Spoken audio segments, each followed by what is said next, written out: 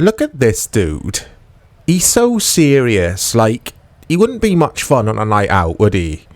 He just thinks about F1 24 hours a day. That's it. Formula One.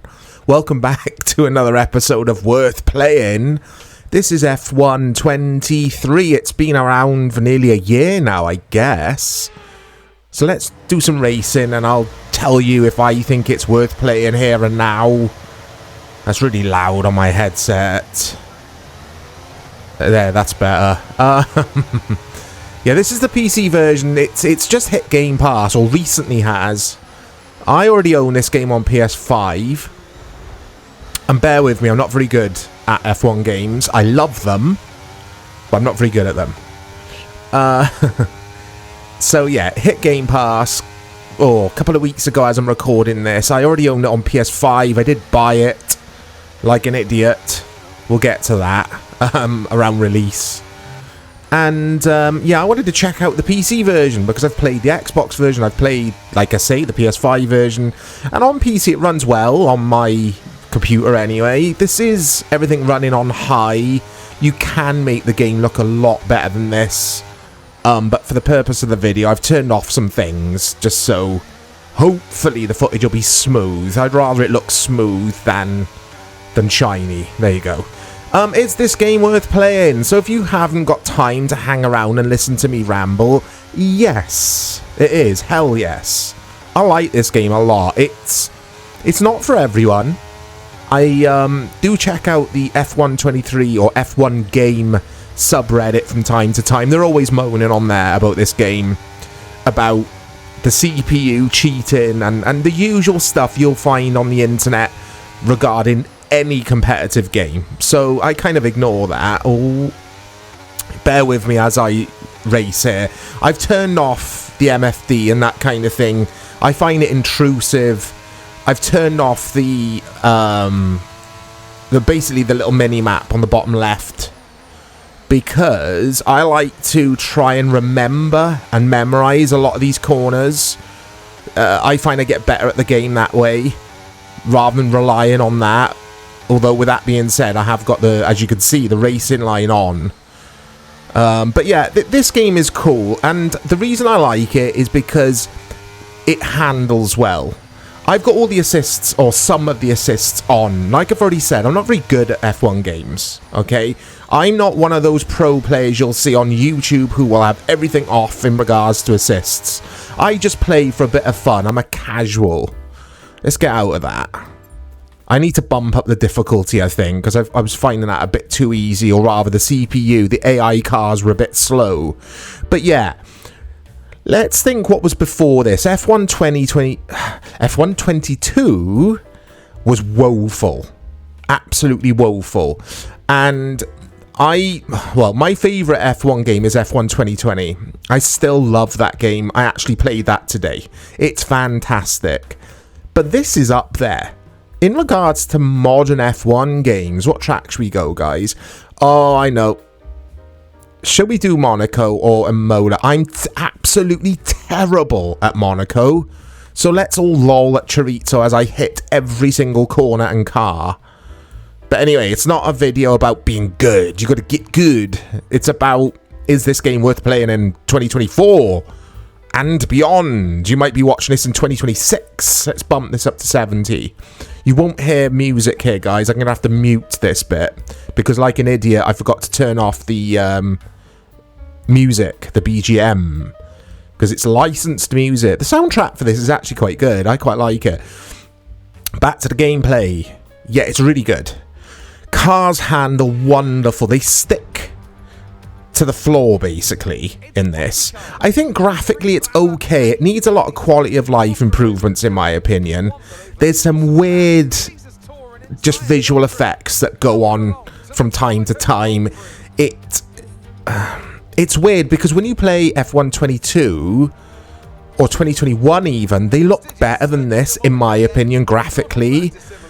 But performance-wise, this game is great. I mean, it's 60 frames per second out of the box. No issues at all. PS5 version, runs beautifully as well. I say beautifully, that does need quality of life improvements. This video's got no structure, it's all over the place. It's how we do things here at the Chorizo Machine channel. Right, let's see if I can not crash on this first section here. I loved the livery for this Alfa Romeo car. They've changed it, haven't they, for the new season that's just kicked off. It's not football, Mike, I know. But it's like, is it Stake? The gambling website? I don't know. But it's like a luminous green now, isn't it? Anyway.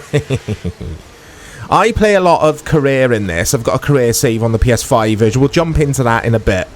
That's basically what I play. I haven't taken this game online for one simple reason. It's supposed to be a bash fest. I'm not interested in bash fests as I bash my way around Monaco here.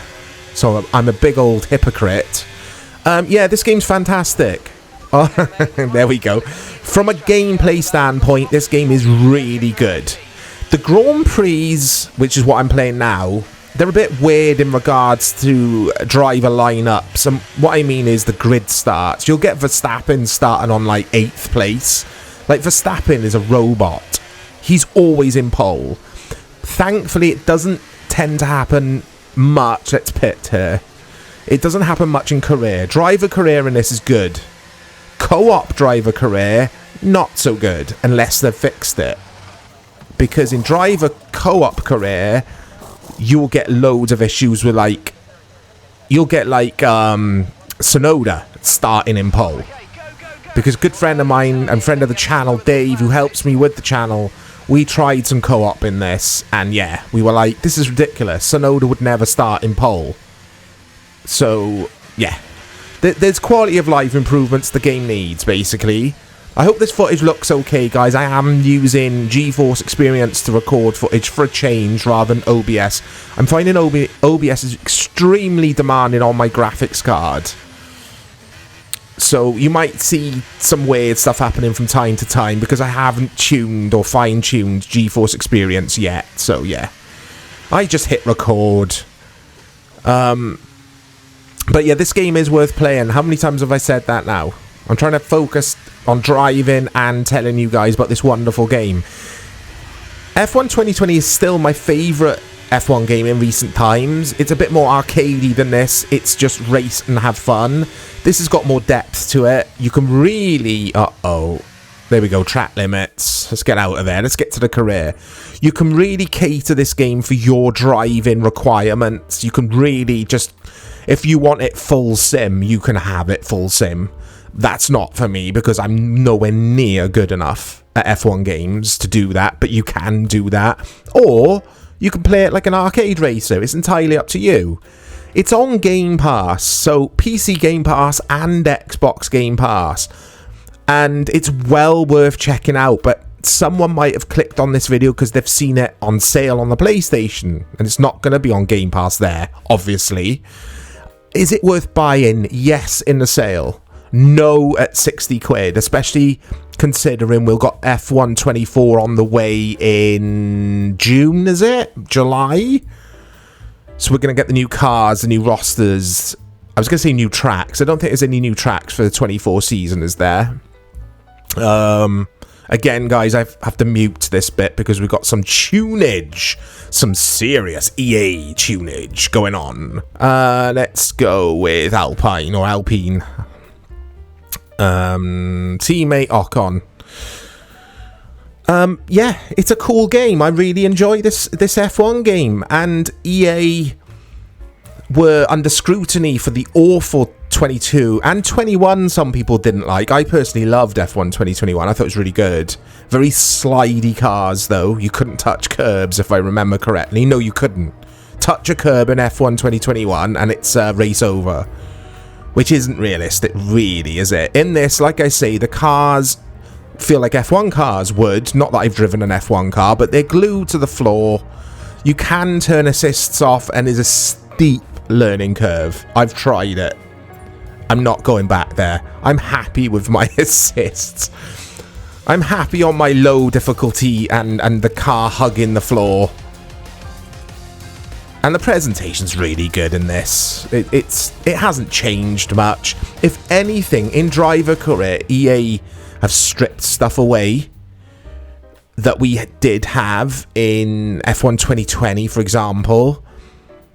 I can't remember if this has got like driver interviews where you get interviewed by that lady, I can't remember her name, and that kind of thing. I haven't seen Will Buxton's face yet either. He's in F1 2020 and 21, where he interviews you between races and asks you about your team or your departments within the team, and if you give certain replies that can have negative or adverse effects on your career. I think that stuff's been stripped away. I think you get little like marketing events to attend and that kind of thing in this, but it's just EA for you. That it's like they don't really take single player seriously. Apparently F1 24 is going to have a quote unquote improved career mode, but they say that about FIFA every year. But yeah, this is a really cool game. I know what's going to happen when I hit go to next session. You're going to see what happens. It's going to be Natalie Pinkman, or whatever her name is, and you can't skip this really this really long intro. and some of these cutscenes where the basically how they're drawn, it looks terrible, I think. And the driver faces and stuff in the lineups, they all look worse than they did in 22, 21, 2020. It's really weird. The lighting in F1 23 as well. I think graphically this game is okay, but I do think it's all over the place at the same time. The players. I've got football games on the mind, but some of the... I can't think of the word, but some of the faces on the people in general, they've got like this dead look in their eyes. It's very strange. And like I say, lighting in Bahrain is a good example. It's all over the place. There's no like textures going on in the sky. Textures in the sky. Does that even make sense? But everything's too dark. It's like the contrast is all over the place, and the saturation is as well. Whereas I thought F1 22, 21, 2020, they just had this like clean graphical look. They looked good. But anyway, F1 23, yes, it's worth playing. I bought this full price, so that's what I was getting at earlier, on PS5, and at the time I regretted it. It's not worth 60 quid because it's like the FIFA games. It's just the same game but with just new cars or new kits if you're playing FIFA. But with that said, huge gameplay improvements with this. Huge. I was being harsh on it, but it's not worth 60 quid in my opinion, but that's because I'm an F1 2020 fanboy. Anyway, yeah, it's worth playing, guys. So I hope you've enjoyed this video. I hope you've enjoyed the ramblings of a very tired Mike. I'm referring to myself in third person, so I must be tired. And yeah, I'll speak to you all soon.